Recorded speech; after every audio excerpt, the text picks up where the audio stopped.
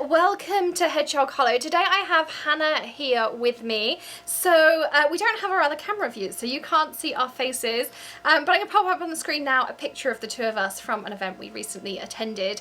And Hannah now works here at the Hollow, and you may have seen the series we've been having all week, and we've been making different things, and today I'm going to show you some of our gift wrapping tips and how we created these fun favour boxes. They're really simple. We actually created the boxes ourselves, so in this first video we're going to show you how to create a box using the 1, 2, 3 punch board from We Are Memory Keepers, and then in the second video I'm going to give you my gift wrapping tips.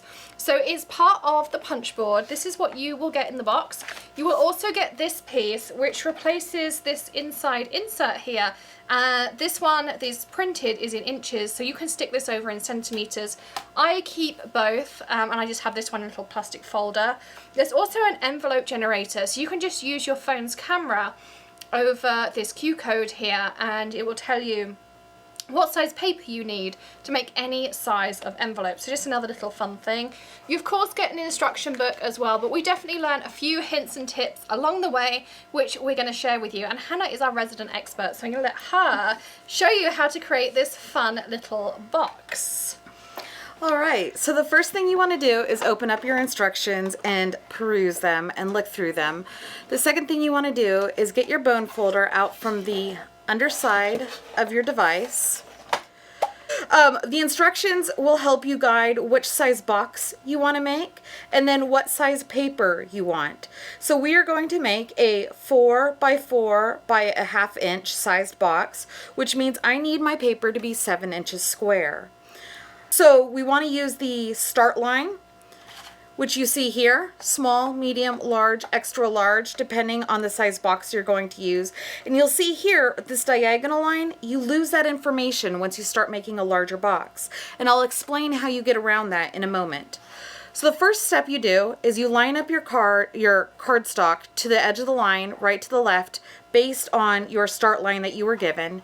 And you're going to score 2 score marks right here, and you're going just to simply punch. It's very easy. That punch does this cute little curve, and you can see those 2 score lines are right here. You're going to rotate your page 90 degrees, line it up against the extra large score line. Woo! Score again. And you start your score inside those little nooks that are there, is that right? That is correct. Make sure you punch every single time. Extra large. Scoring again, punching, lining up. Can be difficult to feel those lines if you're using a thicker weight cardstock like we're doing now. Now, this is a trick. You want to flip your piece of paper over, line it up again onto the extra large score line if that's the size box you're creating, and punch again on all 4 sides. You can see where I had messed up just ever so slightly. No one will ever see that.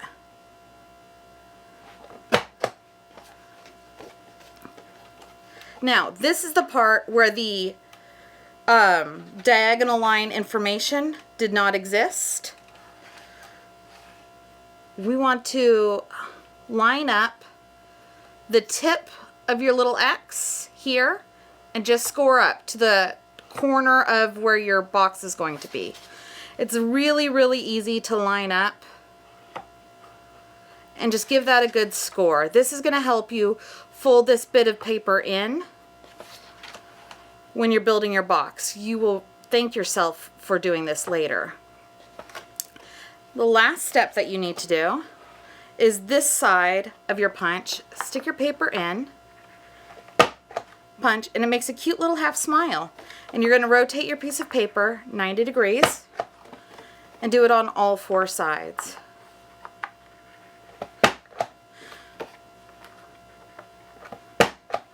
Now, we are done with our punch. Wipe away some of our little bits. Now we're going to fold all of our crease lines first before we build our box.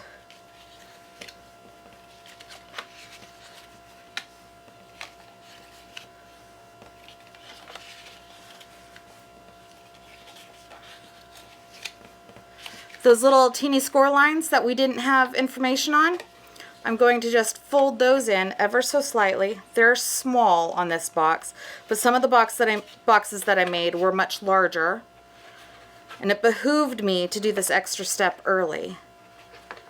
And I'm just folding them in, making those crease lines nice and sharp. And here, now that I've got everything folded, I'm going opposite ends and just feeding those guys in. The first one's always so much easier than the second one. And it's one of those steps that were not in the instructions because we spent a long time trying to put our box together and not work out how to hook those pieces. Indeed we did. There we go. And there it is. Because it's paper, you can manipulate it and bend it ever so slightly to help get that those two pieces of paper in. But it was really, really that easy. So here's a box we made, and here's a second box we made using the same score lines, just altering slightly where we made our... This box started at the extra large. This box, oh, sorry, thank you.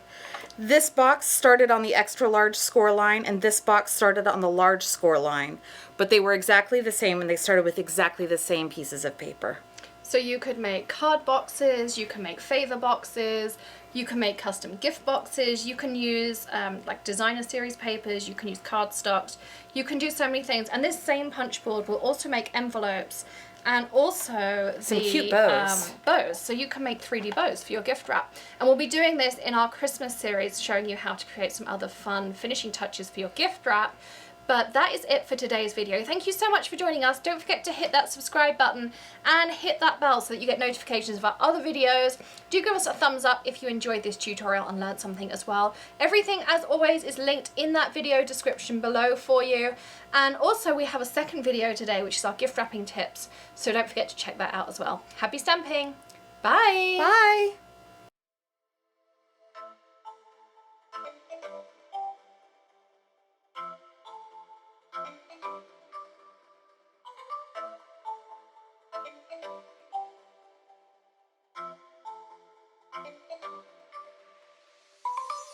Being always